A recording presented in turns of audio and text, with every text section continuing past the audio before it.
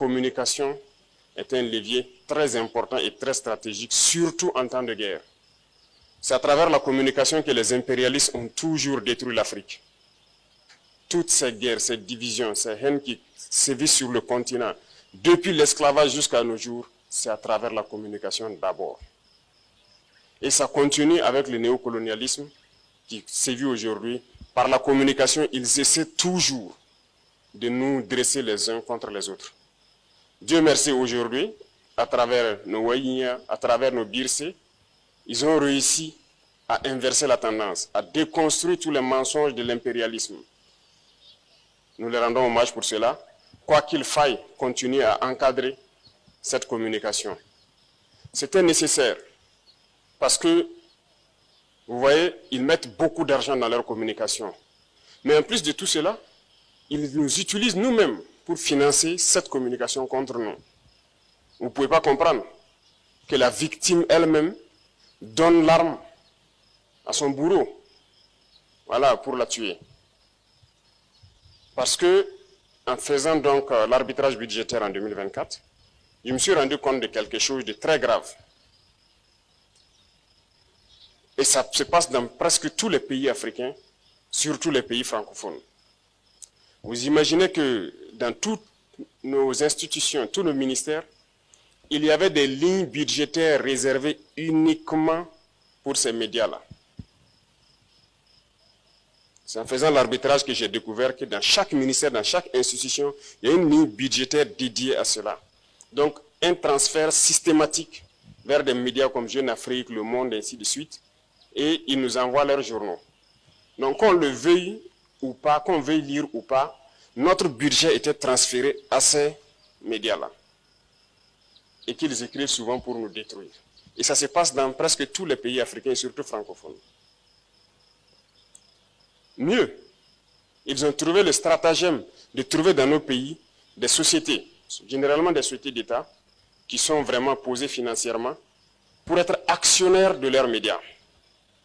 Et vous savez qu'un média, ça ne produit pas forcément quelque chose. Donc, si vous êtes actionnaire, très souvent, vous êtes amené à injecter de l'argent pour permettre le fonctionnement de la chose, parce que vous n'attendez pas un bénéfice. Et là aussi, on vient de le découvrir il n'y a pas très longtemps, avec le nouveau directeur général qui est arrivé dans une société.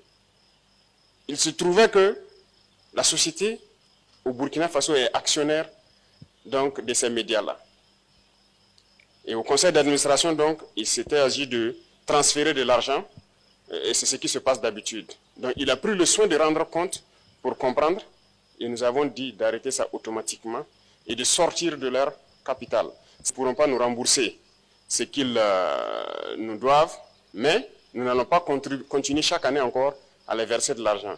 Au Burkina Faso, par exemple, c'est la LONABé qu'ils avaient ciblée. Et c'est la LONABé qui était actionnaire donc, au niveau d'un média comme Jeune Afrique.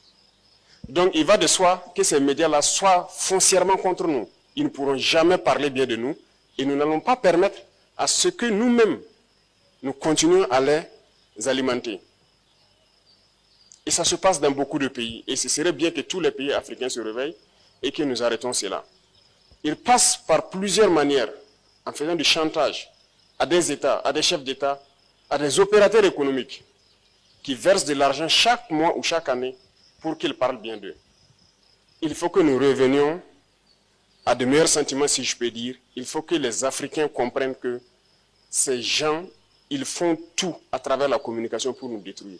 Et à un moment donné, il faut dire stop et reprendre le relais nous-mêmes. Voilà pourquoi plusieurs fois j'ai interpellé des communicateurs, des hommes des médias, pour que nous communiquions pour notre patrie. C'est la meilleure chose. Rien que les conflits en Afrique, regardez le désastre que ça fait, il faut que nous comprenions que la communication est une arme redoutable. C'est dangereux pour nous lorsque eux ils communiquent, mais c'est à leur avantage lorsqu'ils communiquent contre nous. Donc il y a un choix à faire. Il n'y a pas quelqu'un qui puisse prendre la parole et dès que vous prenez la parole pour parler, il n'y a pas d'impartialité. Vous prenez parti. Donc quand on se dit aujourd'hui journaliste ou communicateur, vous ne pouvez pas être impartial. Il faut que les gens choisissent, soit ils sont pour la patrie ou contre la patrie. C'est un événement très important Et nous sommes en train de créer des structures ou des événements où les gens pourront communiquer, continuer de communiquer pour conscientiser la jeunesse, pour réveiller les Africains et que nous revenons à nos valeurs fondamentales et se concentrer, nous unir et travailler pour nos pays. Donc j'invite tout un chacun, partout où nous sommes, peu importe la situation, si nous avons à communiquer, nous devons beaucoup faire attention. Et si nous venons à écouter la communication de certains médias, il faut savoir faire aussi la part des choses, parce que c'est une arme importante. Ils peuvent changer votre manière de voir les choses, vous retourner les uns contre les autres à travers la communication. Donc sur ce, je vous souhaite encore beaucoup de courage pour le trimestre